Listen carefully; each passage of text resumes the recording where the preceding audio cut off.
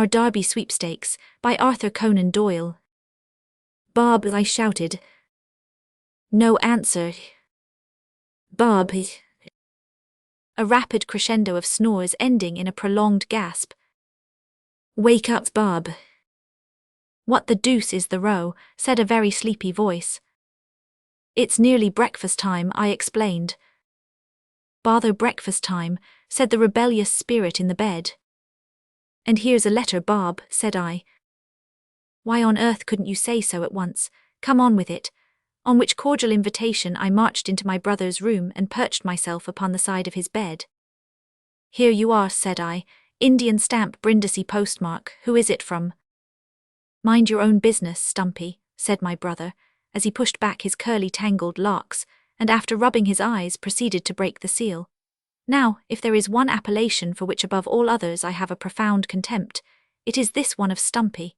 Some miserable nurse, impressed by the relative proportions of my round grave face and little mottled legs, had dubbed me with the odious nickname in the days of my childhood. I am not really a bit more stumpy than any other girl of 17. On the present occasion I rose in all the dignity of wrath, and was about to dump my brother on the head with the pillow by way of remonstrance, when a look of interest in his face stopped me. Who do you think is coming, Nellie? He said. An old friend of yours. What, from India, not Jack Hawthorne? Even so, said Bob. Jack is coming back and going to stay with us. He says he will be here almost as soon as his letter. Now don't dance about like that. You'll knock down the guns or do some damage. Keep quiet like a good girl and sit down here again.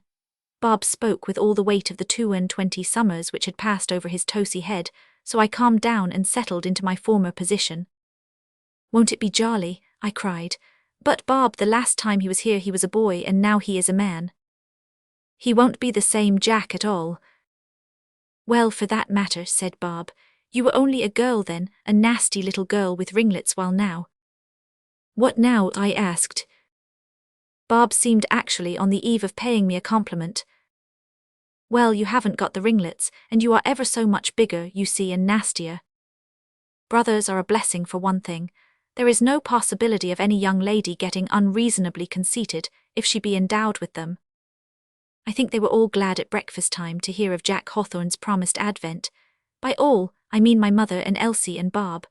Our cousin Solomon Barker looked anything but overjoyed when I made the announcement in breathless triumph. I never thought of it before, but perhaps that young man is getting fond of Elsie and is afraid of a rival. Otherwise I don't see why such a simple thing should have caused him to push away his egg, and declare that he had done famously, in an aggressive manner which at once threw doubt upon his proposition. Grace Maberly, Elsie's friend, seemed quietly contented, as is her wont. As for me, I was in a riotous state of delight. Jack and I had been children together. He was like an elder brother to me until he became a cadet and left us. How often Bob and he had climbed old Brown's apple trees, while I stood beneath and collected the spoil in my little white pinafore. There was hardly a scrape or adventure which I could remember in which Jack did not figure as a prominent character, but he was Lieutenant Hawthorne now, had been through the Afghan war, and was, as Bob said, quite the warrior. Whatever would he look like? Somehow the warrior had conjured up an idea of Jack in full armour with plumes on his head, thirsting for blood, and hewing at somebody with an enormous sword. After doing that sort of thing, I was afraid he would never descend to romps and charades, and the other stark amusements of Hatherley House. Cousin Sol was certainly out of spirits during the next few days.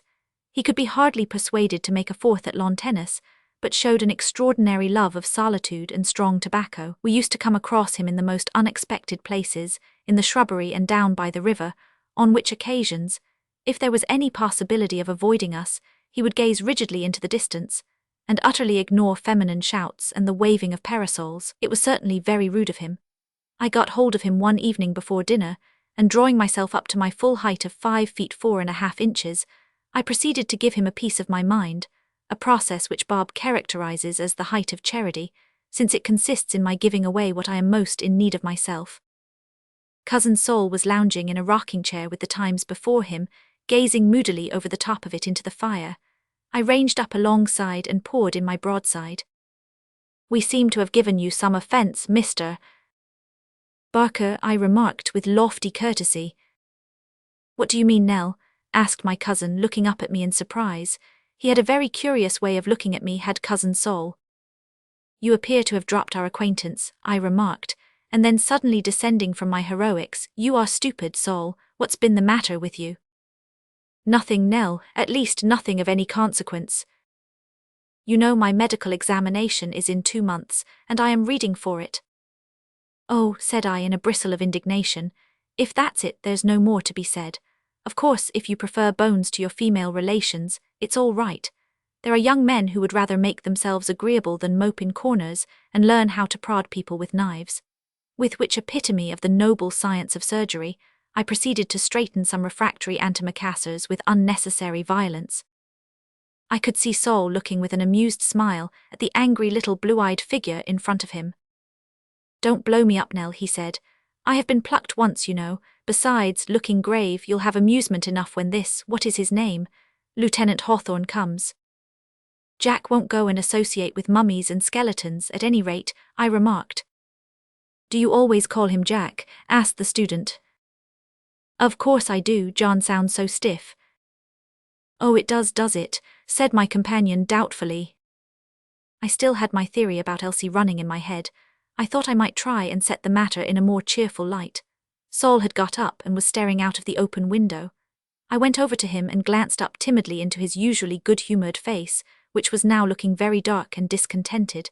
He was a shy man as a rule, but I thought that with a little leading he might be brought to confess. You're a jealous old thing, I remarked. The young man coloured and looked down at me. I know your secret, said I boldly. What secret? Said he, colouring even more. Never you mind, I know it. Let me tell you this, I added, getting bolder, that Jack and Elsie never got on very well. There is far more chance of Jack's falling in love with me. We were always friends. If I had stuck the knitting needle which I held in my hand into Cousin Sol, he could not have given a greater jump. Good heavens, he said, and I could see his dark eyes staring at me through the twilight. Do you really think that it is your sister that I care for? Certainly, said I stoutly, with a feeling that I was nailing my colours to the mast. Never did a single word produce such an effect. Cousin Sol wheeled round with a gasp of astonishment and sprang right out of the window. He always had curious ways of expressing his feelings, but this one struck me as being so entirely original that I was utterly bereft of any idea save that of wonder. I stood staring out into the gathering darkness. Then there appeared, looking in at me from the lawn, a very much abashed and still rather astonished face. It's you I care for, Nell, said the face, and at once vanished while I heard the noise of somebody running at the top of his speed down the avenue. He certainly was a most extraordinary young man. Things went on very much the same at Hatherley House in spite of Cousin Sol's characteristic declaration of affection. He never sounded me as to my sentiments in regard to him, nor did he allude to the matter for several days. He evidently thought that he had done all which was needed in such cases. He used to discompose me dreadfully at times, however, by coming and planting himself opposite me, and staring at me with a stony rigidity which was absolutely appalling. Don't do that, Sol, I said to him one day. You give me the creeps all over. Why do I give you the creeps, Nellie? Said he. Don't you like me? Oh yes, I like you well enough, said I like Lord Nelson for that matter, but I shouldn't like his monument to come and stare at me by the hour. It makes me feel quite all overish. What on earth put Lord Nelson into your head? Said my cousin. I'm sure I don't know. Do you like me the same way you like Lord Nelson, Nell? Yes, I said, only more. With which small ray of encouragement poor Sol had to be content, as Elsie and Miss Maberly came rustling into the room and put an end to our tete-a-tete. I certainly did like my cousin. I knew what a simple true nature lay beneath his quiet exterior. The idea of having Sol Barker for a lover, however, Sol, whose very name was synonymous with bashfulness, was too incredible. Why couldn't he fall in love with Grace or with Elsie? They might have known what to do with him. They were older than I and could encourage him or snub him as they thought best. Gracie, however, was carrying on a mild flirtation with my brother Bob, and Elsie seemed utterly unconscious of the whole matter. I have one characteristic recollection of my cousin which I cannot help introducing here, though it has nothing to do with the thread of the narrative. It was on the occasion of his first visit to Hatherley House. The wife of the rector called one day, and the responsibility of entertaining her rested with Saul and myself. We got on very well at first. Saul was unusually lively and talkative. Unfortunately, a hospitable impulse came upon him, and in spite of many warning nods and winks, he asked the visitor if he might offer her a glass of wine. Now, as ill luck would have it, our supply had just been finished, and though we had written to London, a fresh consignment had not yet arrived. I listened breathlessly for the answer, trusting she would refuse, but to my horror she accepted with alacrity.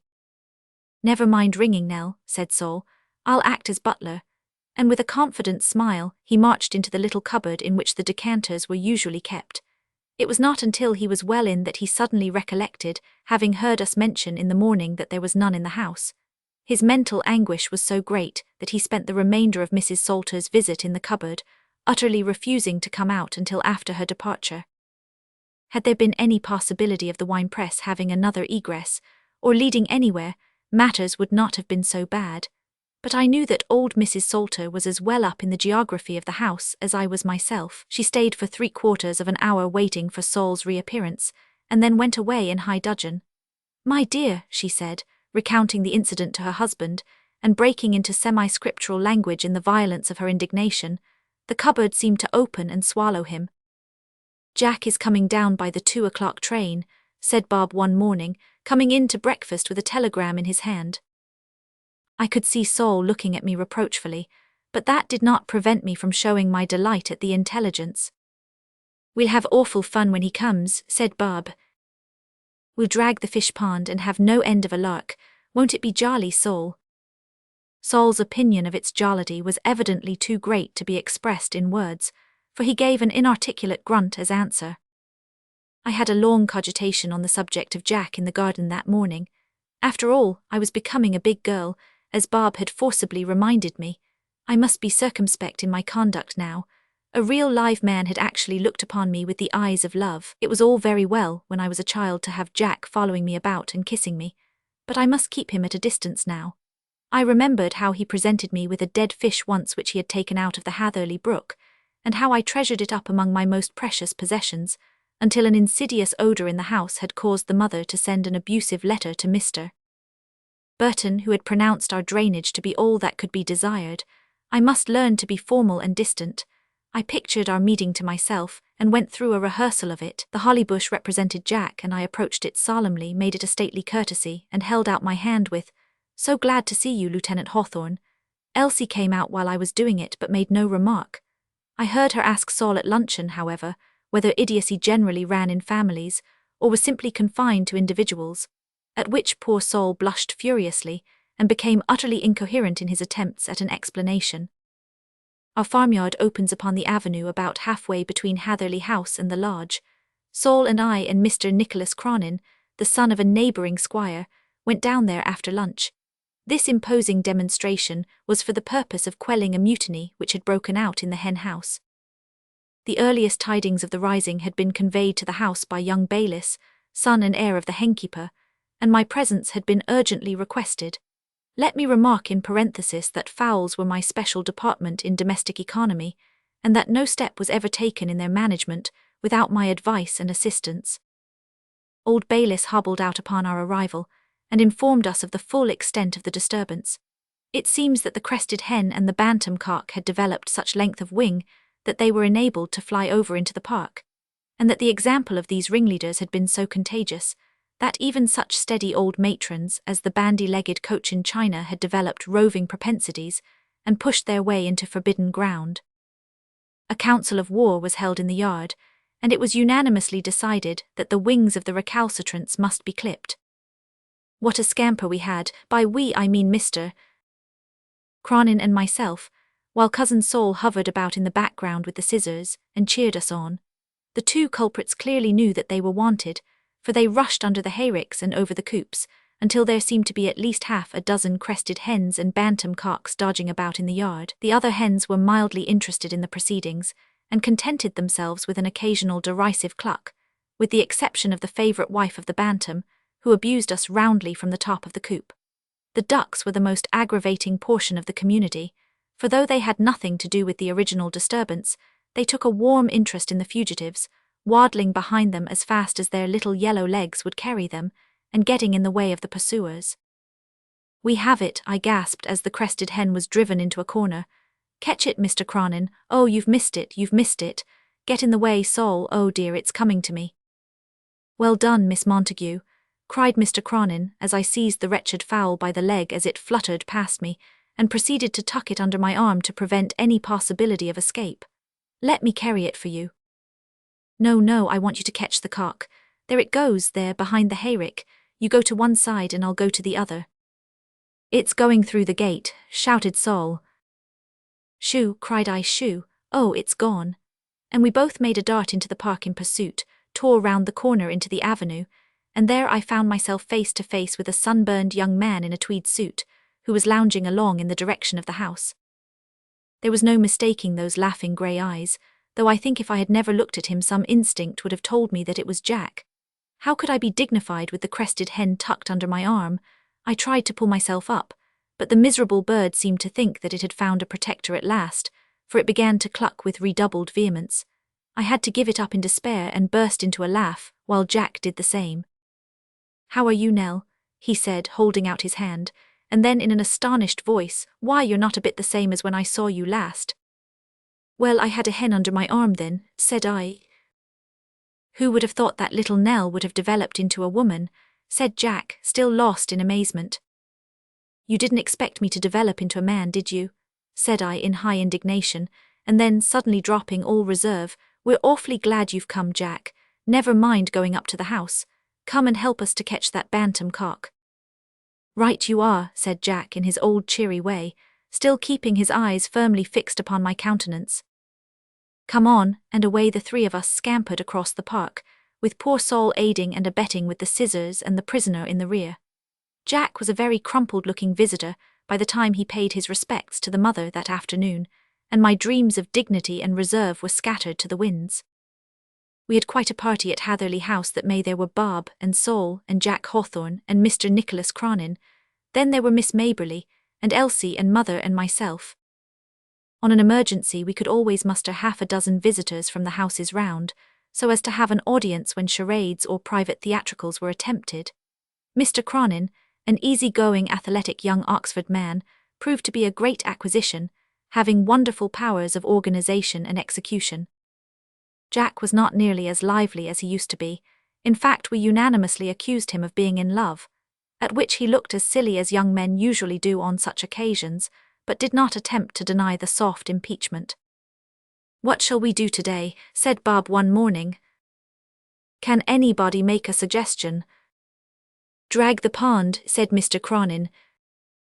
"Haven't men enough," said Bob. "Anything else?" "We must get up a sweepstakes for the derby," remarked Jack. "Oh, there's plenty of time for that. It isn't run till the week after next. Anything else?" "Lawn tennis," said Sol dubiously. "Bother lawn tennis." "You might make a picnic to Hatherley Abbey," said I.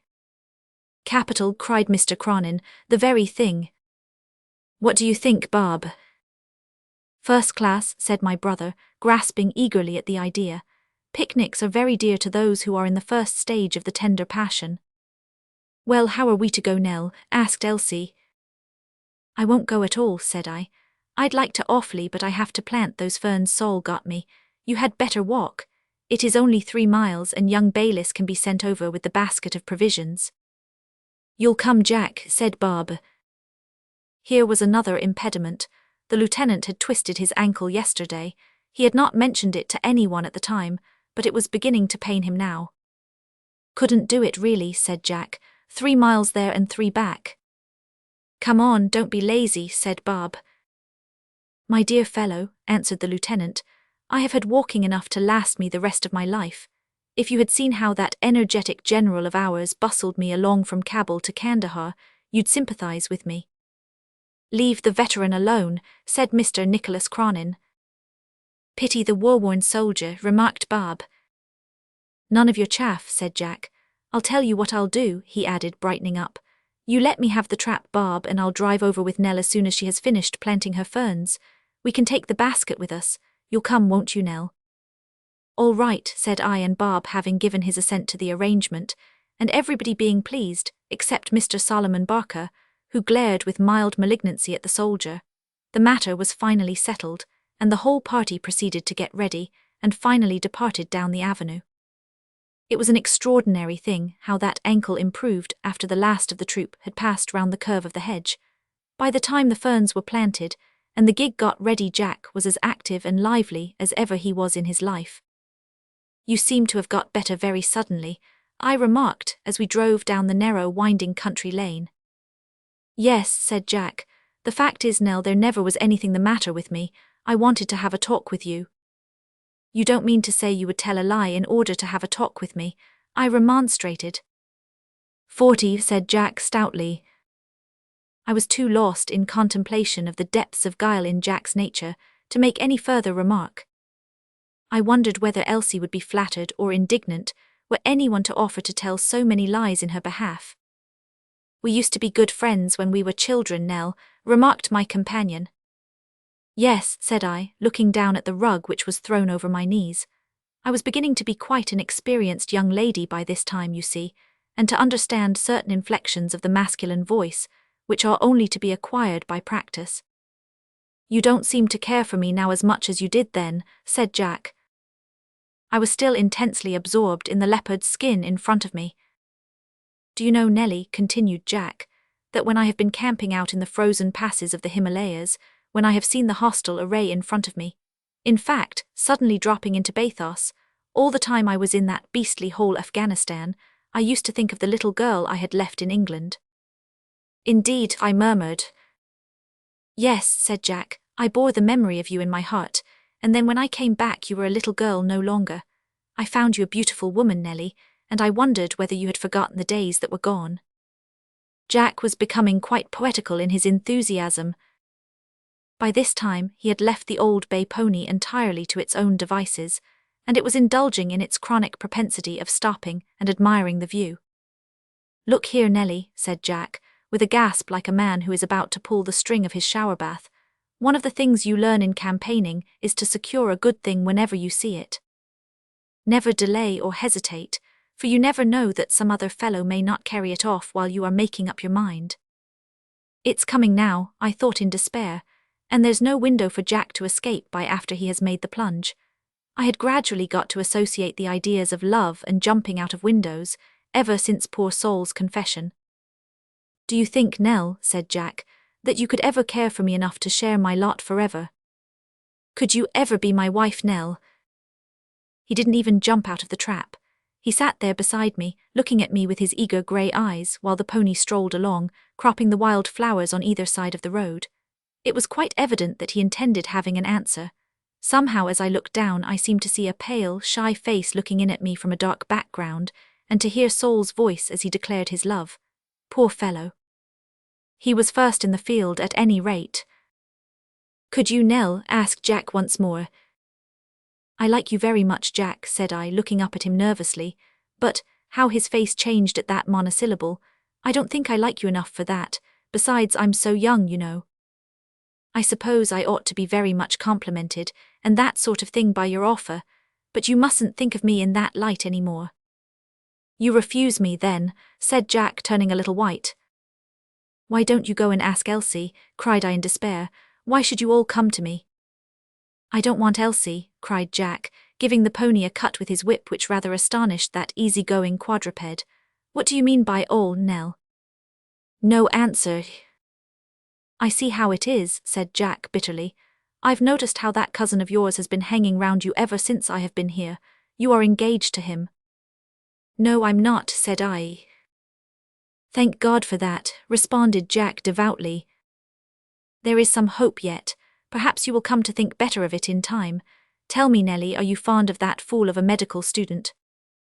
"He isn't a fool," said I indignantly, "and I am quite as fond of him as I shall ever be of you." "You might not care for him much and still be that," said Jack sulkily, and neither of us spoke again until a joint bellow from Bob and Mr. Conan announced the presence of the rest of the company. If the picnic was a success, it was entirely due to the exertions of the latter gentleman. 3 lovers out of 4 was an undue proportion, and it took all his convivial powers to make up for the shortcomings of the rest. Bob seemed entirely absorbed in Miss Mabberley's charms. Poor Elsie was left out in the cold, while my two admirers spent their time in glaring alternately at me and at each other. Mr. Conan, however, fought gallantly against the depression, making himself agreeable to all, and exploring ruins or drawing corks with equal vehemence and energy. Cousin Saul was particularly disheartened and out of spirits. He thought, no doubt, that my solitary ride with Jack had been a prearranged thing between us. There was more sorrow than anger in his eyes, however, while Jack, I regret to say, was decidedly ill-tempered. It was this fact which made me choose out my cousin as my companion in the ramble through the woods, which succeeded our lunch. Jack had been assuming a provoking air of proprietorship lately, which I was determined to quash once for all. I felt angry with him, too, for appearing to consider himself ill-used at my refusal, and for trying to disparage poor Saul behind his back. I was far from loving either the one or the other, but somehow my girlish ideas of fair play revolted at either of them taking what I considered an unfair advantage. I felt that if Jack had not come I should, in the fullness of time, have ended by accepting my cousin. On the other hand, if it had not been for Saul, I might never have refused Jack. At present I was too fond of them both to favour either. How in the world is it to end? Thought I must do something decisive one way or the other, or perhaps the best thing would be to wait and see what the future might bring forth. Saul seemed mildly surprised at my having selected him as my companion, but accepted the offer with a grateful smile. His mind seemed to have been vastly relieved. "So I haven't lost you yet, Nell," he murmured, as we branched off among the great tree trunks and heard the voices of the party growing fainter in the distance. "Nobody can lose me," said I, "for nobody has won me yet. For goodness' sake, don't talk about it any more. Why can't you talk like your old self 2 years ago and not be so dreadfully sentimental?" "You'll know why some day, Nell," said the student reproachfully. "Wait until you are in love yourself and you will understand it." I gave a little incredulous sniff. "Sit here, Nell," said Cousin Saul, manoeuvring me into a little bank of wild strawberries and mosses, and perching himself upon a stump of a tree beside me. "Now all I ask you to do is to answer 1 or 2 questions, and I'll never bother you any more." I sat resignedly, with my hands in my lap. "Are you engaged to Lieutenant Hawthorne?" "No," said I energetically. "Are you fonder of him than of me?" "No, I'm not." Saul's thermometer of happiness up to 100, in the shade at least. "Are you fonder of me than of him, Nellie?" in a very tender voice. "No." Thermometer down below 0 again. "Do you mean to say that we are exactly equal in your eyes?" "Yes." "But you must choose between us some time, you know," said Cousin Saul with mild reproach in his voice. "I do wish you wouldn't bother me so," I cried, getting angry, as women usually do when they are in the wrong. "You don't care for me much or you wouldn't plague me. I believe the 2 of you will drive me mad between you." Here there were symptoms of sobs on my part, and utter consternation and defeat among the Barker faction. "Can't you see how it is, Saul?" said I, laughing through my tears at his woebegone appearance. "Suppose you were brought up with 2 girls and had got to like them both very much, but had never preferred one to the other, and never dreamed of marrying either, and then all of a sudden you are told you must choose one, and so make the other very unhappy. You wouldn't find it an easy thing to do, would you?" "I suppose not," said the student. "Then you can't blame me." "I don't blame you, Nellie," he answered, attacking a great purple toadstool with his stick. "I think you are quite right to be sure of your own mind. It seems to me," he continued, speaking rather gaspily but saying his mind like the true English gentleman that he was, "it seems to me that Hawthorne is an excellent fellow. He has seen more of the world than I have, and always does and says the right thing in the right place, which certainly isn't one of my characteristics. Then he is well born and has good prospects. I think I should be very grateful to you for your hesitation, Nell, and look upon it as a sign of your good-heartedness." "We won't talk about it any more," said I, thinking in my heart what a very much finer fellow he was than the man he was praising. "Look here, my jacket is all stained with horrid fungi and things. We'd better go after the rest of the party, hadn't we? I wonder where they are by this time." It didn't take very long to find that out. At first we heard shouting and laughter coming echoing through the long glades, and then, as we made our way in that direction, we were astonished to meet the usually phlegmatic Elsie careering through the wood at the very top of her speed, her hat off, and her hair streaming in the wind. My first idea was that some frightful catastrophe had occurred, brigands possibly, or a mad dog, and I saw my companion's big hand close round his stick. But on meeting the fugitive it proved to be nothing more tragic than a game of hide-and-seek, which the indefatigable Mr. Conan had organised. What fun we had, crouching and running and dodging among the Hatherley oaks. And how horrified the prim old abbot who planted them would have been, and the long series of black-coated brethren who have muttered their orisons beneath the welcome shade. Jack refused to play on the excuse of his weak ankle, and lay smoking under a tree in high dudgeon, glaring in a baleful and gloomy fashion at Mr. Solomon Barker, while the latter gentleman entered enthusiastically into the game, and distinguished himself by always getting caught, and never by any possibility catching anybody else. Poor Jack, he was certainly unfortunate that day. Even an accepted lover would have been rather put out, I think, by an incident which occurred during our return home. It was agreed that all of us should walk, as the trap had been already sent off with the empty baskets, so we started down Thorny Lane and through the fields. We were just getting over a stile to cross Old Brown's 10-acre lot, when Mr. Conan pulled up, and remarked that he thought we had better get into the road. "Road," said Jack. "Nonsense, we save 1/4 of a mile by the field." "Yes, but it's rather dangerous, we'd better go round." "Where's the danger?" said our military man, contemptuously twisting his moustache. "Oh, nothing," said Conan. "That quadruped in the middle of the field is a bull, and not a very good-tempered one either. That's all.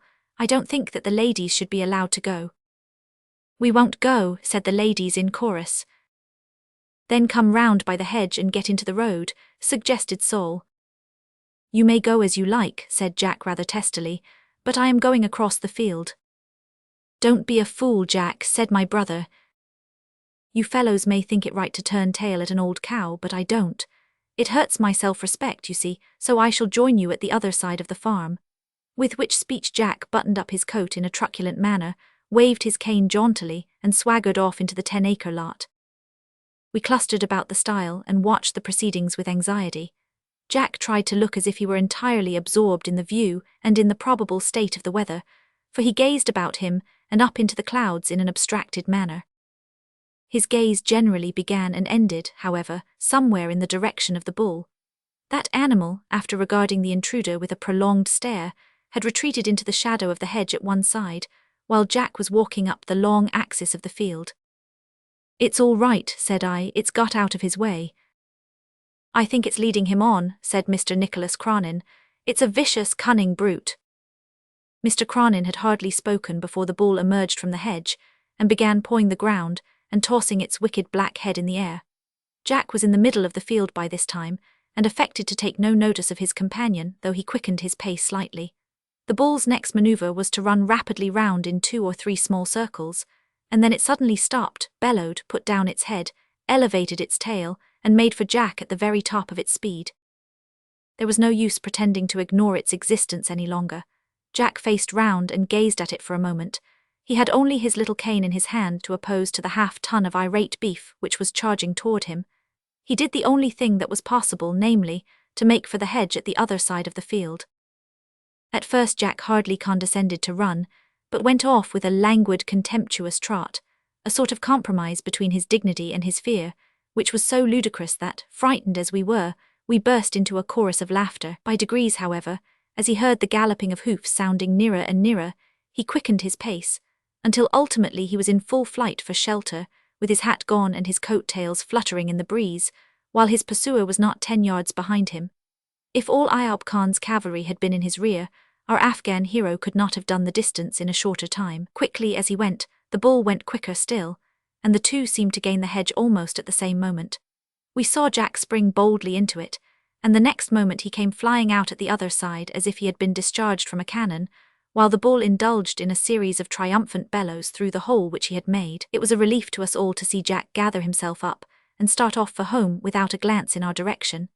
He had retired to his room by the time we arrived, and did not appear until breakfast next morning, when he limped in with a very crestfallen expression.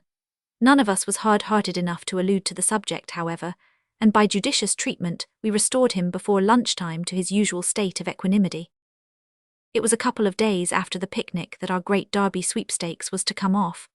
This was an annual ceremony never omitted at Hatherley House, where, between visitors and neighbours, there were generally quite as many candidates for tickets as there were horses entered.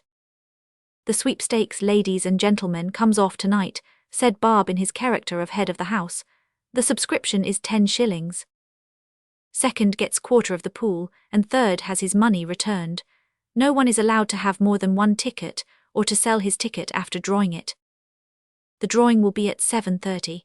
All of which Bob delivered in a very pompous and official voice, though the effect was rather impaired by a sonorous "Amen" from Mr. Nicholas Conan. I must now drop the personal style of narrative for a time. Hitherto my little story has consisted simply in a series of extracts from my own private journal, but now I have to tell of a scene which only came to my ears after many months. Lieutenant Hawthorne, or Jack as I cannot help calling him, had been very quiet since the day of the picnic, and given himself up to reverie.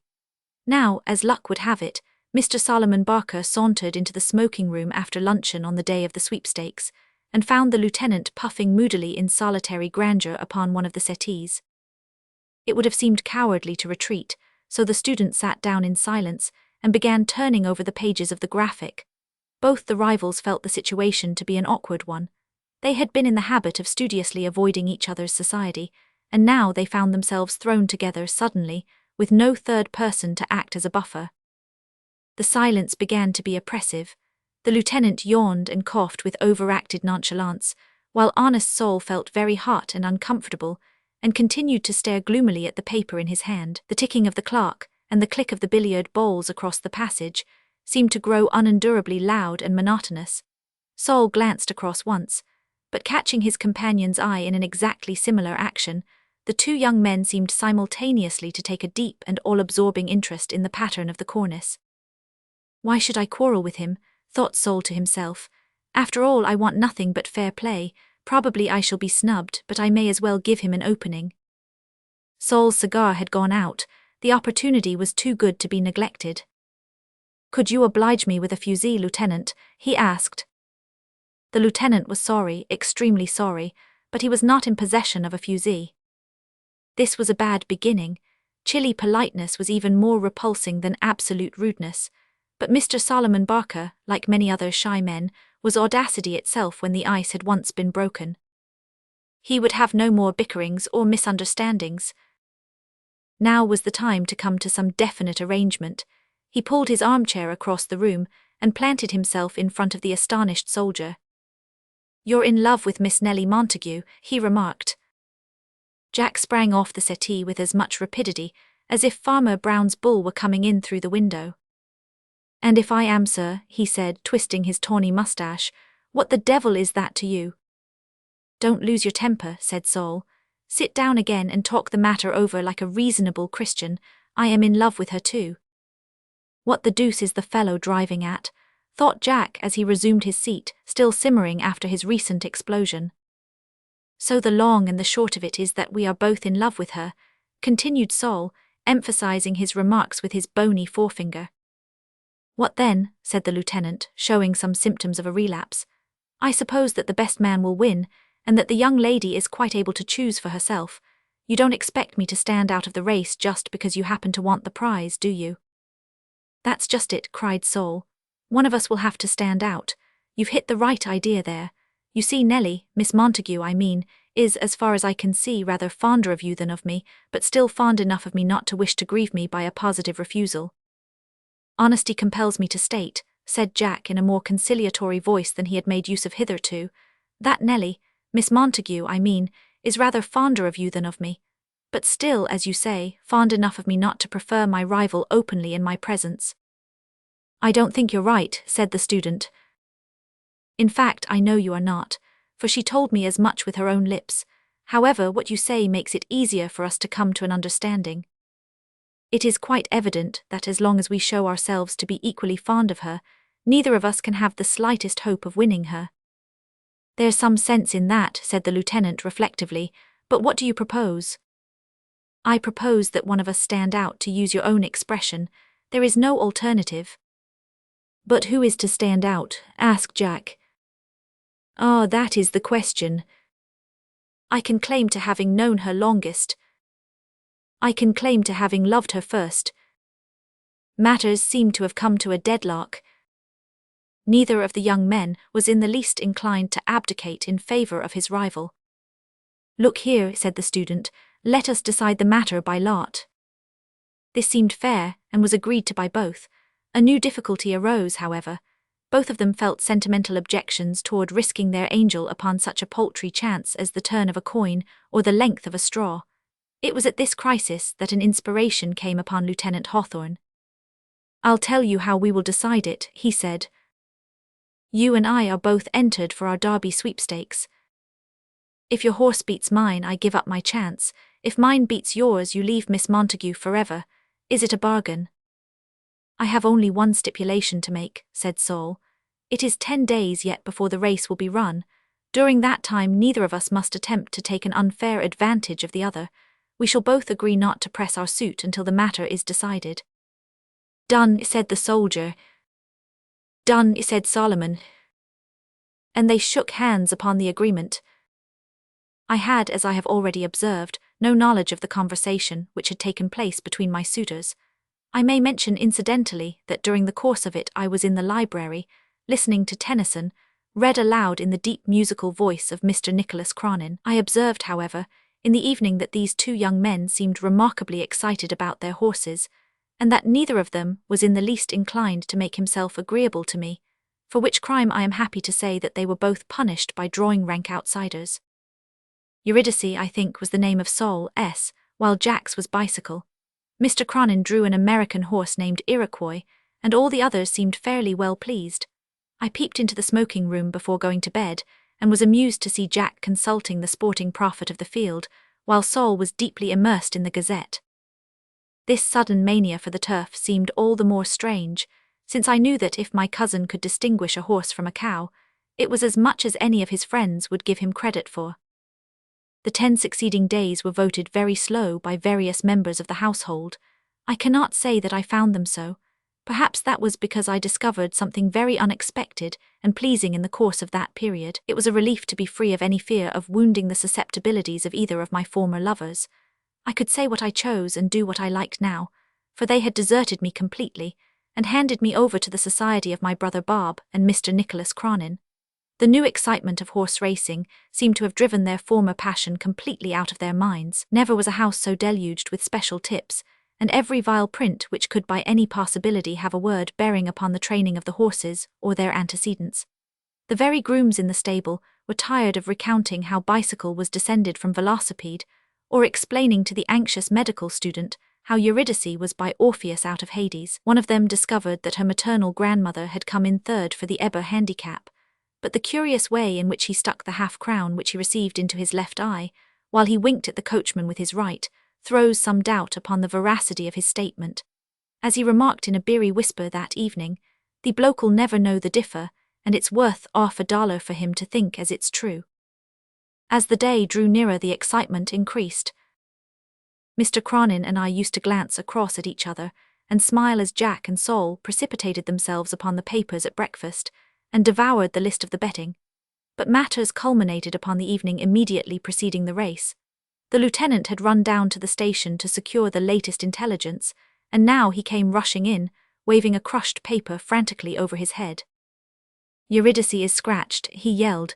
"Your horse is done for, Barker." "What?" roared Sol. "Done for, utterly broken down in training, won't run at all." "Let me see," groaned my cousin, seizing the paper, and then, dropping it, he rushed out of the room and banged down the stairs, taking 4 at a time. We saw no more of him until late at night, when he slunk in, looking very dishevelled, and crept quietly off to his room. Poor fellow, I should have condoled with him had it not been for his recent disloyal conduct toward myself. Jack seemed a changed man from that moment. He began at once to pay me marked attention, very much to the annoyance of myself and of someone else in the room. He played and sang and proposed round games, and in fact quite usurped the role usually played by Mr. Nicholas Conan. I remember that it struck me as remarkable that on the morning of the Derby day, the lieutenant should have entirely lost his interest in the race. He was in the greatest spirits at breakfast, but did not even open the paper in front of him. It was Mr. Conan who unfolded it at last and glanced over its columns. "What's the news, Nick?" asked my brother Bob. "Nothing much. Oh yes, here's something. Another railway accident, collision apparently." Westinghouse break gone wrong. 2 killed, 7 hurt, and by Jove, listen to this. Among the victims was one of the competitors in the equine Olympiad of today. A sharp splinter had penetrated its side, and the valuable animal had to be sacrificed upon the shrine of humanity. The name of the horse is Bicycle. Hullo, you've gone and spilled your coffee all over the cloth, Hawthorne. Ah, I forgot, Bicycle was your horse, wasn't it? Your chance is gone, I am afraid. I see that Iroquois, who started low, has come to be first favourite now. Ominous words, reader, as no doubt your nice discernment has taught you during, at the least, the last 3 columns. Don't call me a flirt and a coquette until you have weighed the facts. Consider my pique at the sudden desertion of my admirers. Think of my delight at the confession, from a man whom I had tried to conceal from myself, even that I loved. Think of the opportunities which he enjoyed during the time that Jack and Saul were systematically avoiding me, in accordance with their ridiculous agreement. Weigh all this, and then which among you will throw the first stone at the blushing little prize of the Derby sweep? Here it is as it appeared at the end of 3 short months in the Morning Post. August 12th. At Hatherley Church, Nicholas Cronin, Esquire, eldest son of Nicholas Cronin, Esquire of the Woodlands, Cropshire, to Miss Eleanor Montague, daughter of the late James Montague, Esquire, J.P. of Hatherley House. Jack set off with the declared intention of volunteering for a ballooning expedition to the North Pole. He came back, however, in 3 days, and said that he had changed his mind, but intended to walk in Stanley's footsteps across equatorial Africa. Since then he has dropped 1 or 2 gloomy allusions to forlorn hopes and the unutterable joys of death. But on the whole he is coming round very nicely, and has been heard to grumble of late on such occasions as the underdoing of the mutton and the overdoing of the beef, which may be fairly set down as a very healthy symptom. Saul took it more quietly, but I fear the iron went deeper into his soul.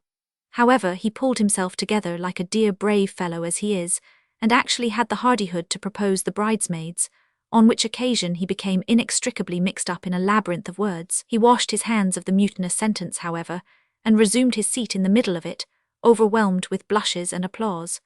I hear that he has confided his woes and his disappointments to Grace Mabberley's sister, and met with the sympathy which he expected. Barb and Gracie are to be married in a few months, so possibly there may be another wedding about that time.